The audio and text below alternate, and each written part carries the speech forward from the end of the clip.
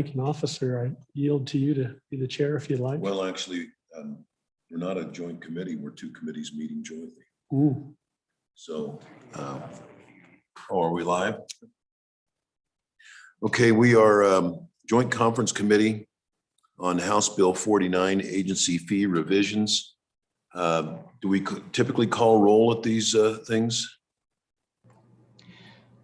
I'm sorry, Senator, this is the first JCC I have staffed, and I don't believe these are usually staffed by session staff or LSO, so proceed as you wish. All right, well, we don't need roll call then. So we're missing one of our conferees, which is Senator Mike Guru. He's in another meeting, but we can go ahead and proceed. So this bill, for those that are watching, is a revision of a variety of agency fees. Originally, at the request of the Department of Corrections, they felt that a modest fee of $25 on probationers and parolees to offset the cost of services, no more than $10 to offset the cost of drug testing. And if they were transferring, which I take it to mean from one state to another, $100 for that. It would be waived in the event that the probation or parolee was unable to afford it. It would be secondary to any restitution or child support. And the agency proposed funding 6 probation and parole positions with the fees. Their estimated rate of collection, I'm just kind of shaping up where we came from. Their estimated rate of collection on the fees was about 40%. Part of what motivated Appropriations Committee to put the fee in there was the fact that they're all going to get $1,400 out of the new ARPA money, and assurances from the department that it would fund these 6 positions, and that that they wouldn't be they're not going to be sending them back to prison if they don't pay. They're not going to be putting it ahead of their child support obligation. So ultimately, what it was left in the bill, and it came out, I believe, by House amendment. Every other aspect almost of the bill was left alone, with the exception of where fees for new food service permits go, whether half goes to the general fund or whether it all gets retained by the agency. Those are the 2 differences, with the House striking any requirement of payment of fees by probationers and parolees. And I believe the House struck the provision that 50% of fees collected by the Department of Health for new food service licenses would go to the general fund, and the other half be distributed as they are currently, which I believe the department keeps. So the Senate amended the provision back in, and I believe what happened on appropriations in the final bill, which has been passed by both sides, is we actually cut the funding for these 6 positions in half. So that was the bill that was just enacted, the Enrolled Act, last night on the budget bill. So the department is short funding for 3 probation and parole positions that they intended to fund with these fees. So that's just kind of a overview of how we are here at the table together. So I'll turn it over to you guys, and then you can kind of. Thank you, Senator Kiske. We concur exactly. You've got it surmised very well. If I could, I'd like to turn the time over to Representative Provenza. She has some input for us. And it's nice to meet you, by the way. Thank you. Thank you. Is it Mr. Chairman and Mr. Chairman, or yeah, thank you for meeting with us.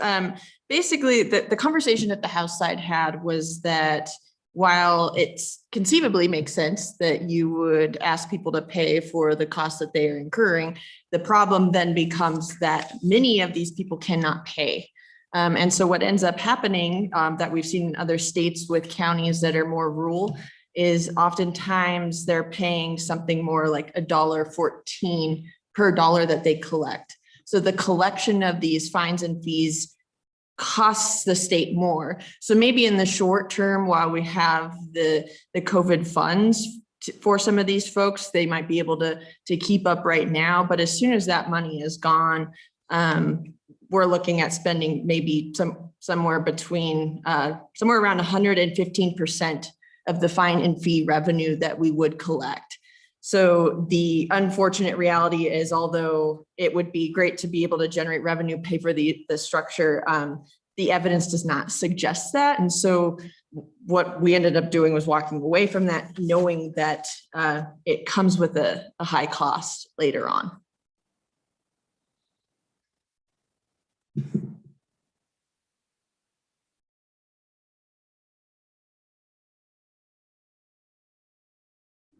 Well, I would, as a no vote on the bill, those were my concerns as well, that Representative Provenza just laid out.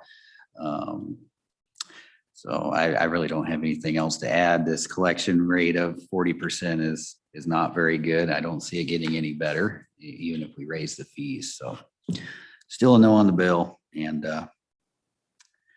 sorry, I can't help you out too much there, Dave. Well, that's So, Mr. Co-Chair, we do understand that these folks don't have a whole lot of resources, and hence the collection rate is only 40%. I think the department saw a certain amount of value in these folks assuming some portion of responsibility for their rehabilitation. And it's not that it's going to be the most efficient solution, but that it's they're contributing to the cost.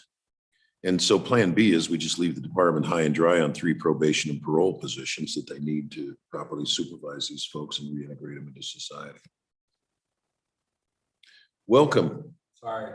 How did you do? Good. Good? Okay. Yeah, just kick for Republicans off the bench. Larry got confused. So where we were, Senator Guru, and I'm sorry, we just all we've done now is just frame up kind of where we are, the differences between the two, and you know I've reviewed that. It's what we put in, what was in the appropriations bill. The floor struck out. We put it back in. Half the funding for the positions is gone. Representative Provenza was saying, well, it's going to cost you more to collect it than it's really worth. And so that's where we are now. We just finished that portion of the discussion. Yeah, share an experience I had. If you'll indulge me for a couple of minutes for personal experience, I just studied this all through last Friday, and then it was Friday evening, and I stay here, and so I was just sightseeing around town. I was enjoying the evening, and I noticed I was getting a little on fuel, and so I pulled into a gas station down in the rougher part of town, and I pulled in and started fueling up, and there was 3 other men. They're fueling up at the same time. We were just right there and had a little conversation with each other. And they were all driving very, very old vehicles. And bless their hearts, they looked a little bit rough.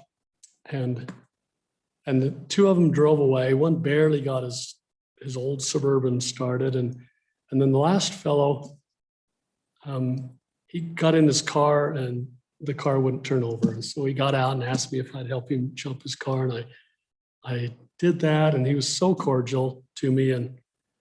And when he drove away, I just sat there and thought, I am so fortunate. I've just been blessed to have been raised in a good family, and it gave me opportunities to go to college. And I just sat there and marveled. And I thought, I sit in the legislature trying to be fair and reasonable and make decisions.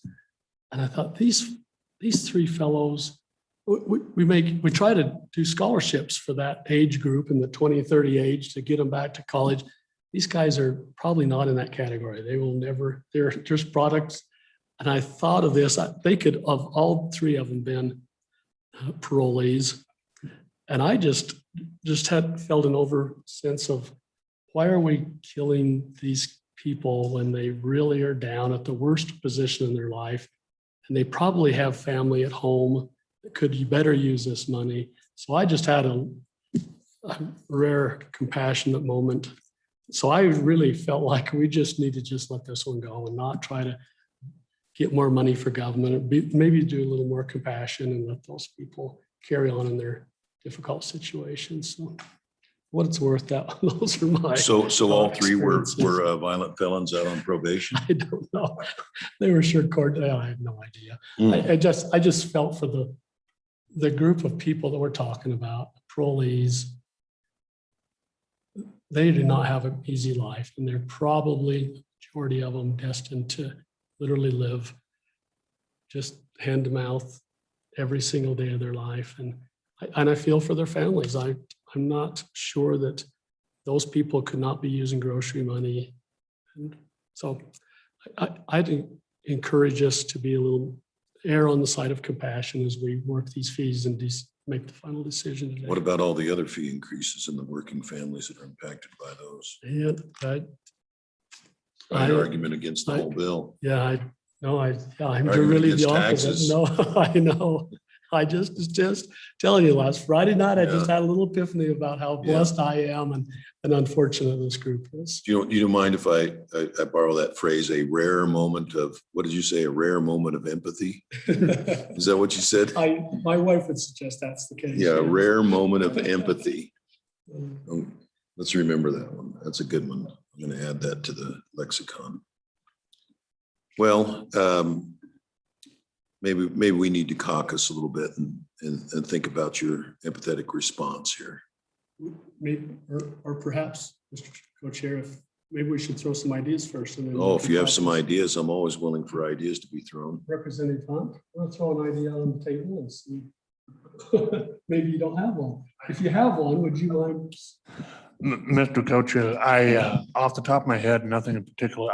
Although I guess we did have a quick discussion, if it is pertinent, if we're able to do it, within the parameters of the amendment, is supposing that we were to leave the language in there, but reduce the rates that are stated. And so, Mr. Co-Chairs, I guess if I were going to offer anything, One more time, sorry, Mr. leave the language in there and what? I'm sorry, had a sidebar.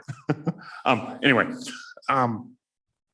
if it is within the parameters of what we're allowed to do as this first committee, Okay, with the amended language, I guess my proposal, if anything, would be potentially if we were to leave the language in there, to focus specifically on the rates of the fees and perhaps look at reducing those.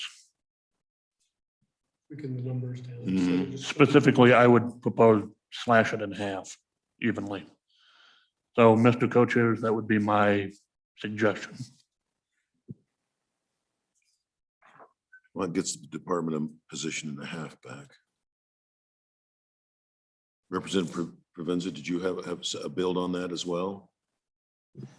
Thank you, Mr. Chairman. I would argue that any fine and fee is going to generate costs to the state of Wyoming rather than any revenue. It's not a matter of, sometimes we're talking about $5 is too much. And trying to collect that money is the problem. And when you can't collect that money, then what ends up happening is sometimes these folks end up back in our county jails, a cost to our counties. They are cost to our probation and our parole programs in trying to implement that. So it would be my position that we should not have any fines and fees when it comes to criminal justice, particularly as we also see the goal of criminal justice is to reform people and make them less likely to go back and recidivate. And when we put any increase fines, fees on them on top of the ones that they already pay, they're more likely to end up back incarcerated. So my position from an evidence standpoint is that the evidence doesn't support any fines and fees. So that's my position. And did you have you said a few ideas. We got one. That's probably, well, one is to cut the fees in half, and the other one is to just do away with them. So there you Okay. go. the full So gamut. where do you come? I'm, Throw out half the fees. Squarely in the middle. yeah, I want to be I want to err on the side of caution and not hurt these people, but I'm flexible in terms of just do we reduce the fees or? Question, Mr. Chairman. Please. So I'm gonna make sure I understand. And Representative Hunt, when you were talking about cutting the fees in half, you were talking about these fees here on the amendment. And I Yes. know where Representative Provenza and you too. So the rest of the fees that are in this bill aren't an issue with the House. Is that? Well, yes, Mr. Co-Chair, that's correct, but mainly that's strictly speaking to the rules of the committee, because on our first round here, we can't mess with anything outside of Right. the constraints of these amendments. We're just talking about the probation Yeah. under Okay. Roman numeral one, I just two, wanted to three. make sure. Yeah. What do you want to do with the food service fees? I'm not sure what the objection was to half the fees going to the department rather than all the fees going to the department. This, and let's clarify that. So we're talking about page 8, line 23. Yeah, So the way it's written right now is if a county has a health department, the majority of the fees go to the health department. If they don't, then the Department of Agriculture actually performs the inspections on restaurants and they would get the majority of it. This amendment actually creams off the top half and throws it in the general fund and allows the rest, the other half to be distributed as pat. So it's a little bit of robbing the local governments and the ag department by creaming something off the top. robbing sounds so harsh. And- Sorry. But the information we had from LSO is that they end up getting what they're getting now and plus a little bit some because the fees are all going up. So they actually are maintained, they're still staying whole. Wouldn't that your recall, Mike? I think that's certainly possible because of the fees going up. Otherwise, they would have been Yeah. damaged. But So the idea of reexamining these things was to try and put something back into the general fund. It's for the kids. It's for the kids. Ultimately, this is going to go to the benefit of K-12 because we're subsidizing K-12 out of the general fund. And so we're trying to put some money back into the general fund so that we can keep funding education. So if they're running a Department of Health in the county, they'll get what they're getting now, plus a little kiss, and the rest of the money is going to go to the general fund. So that was the rationale there. our position is that we would be willing to concede that to you as well as the next amendment, if you would be considerate with our feelings upon the top part on the fees. On cutting what the department collects in half. Or else just reduce those to zero for the parolees. Did I? Well, Mr. Co-Chair, I guess it's just important for us to know whether you're a second vote for cutting them in half or not, because that really drives the whole. Okay, then I'll take a position there. I would like to see those fees to the parolees eliminated.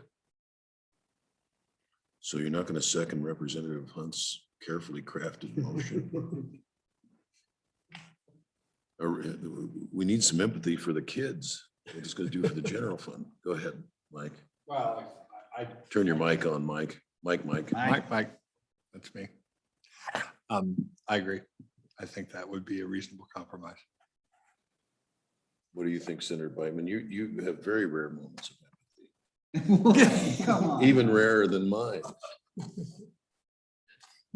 I'm not gonna go there. I could be the judge of that. I agree with Mike. All right. I'm with Mike. With Mike. All right. So we put keep the 50% back in and get rid of the prisoner fees or the probationer fees. So we'll take our position on the first paragraph. second Right. Paragraph. Which is to strike, you're going to strike putting back B, I, Romanet 2 and Romanet 3. And then we'll take your position on everything after that. That half the funds go back to the Half general the funds fund. go to general fund, and then on the technical amendment that you instigated, we'll agree with that. You What's get the the tech- bottom two and we.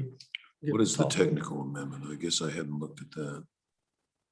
It had to do with the word person instead of probationer and parolee. But I think that goes away, Oh. doesn't it? It does. If we Page one eliminate, after line 15. we eliminate this upper stuff, it becomes a moot point. Yeah.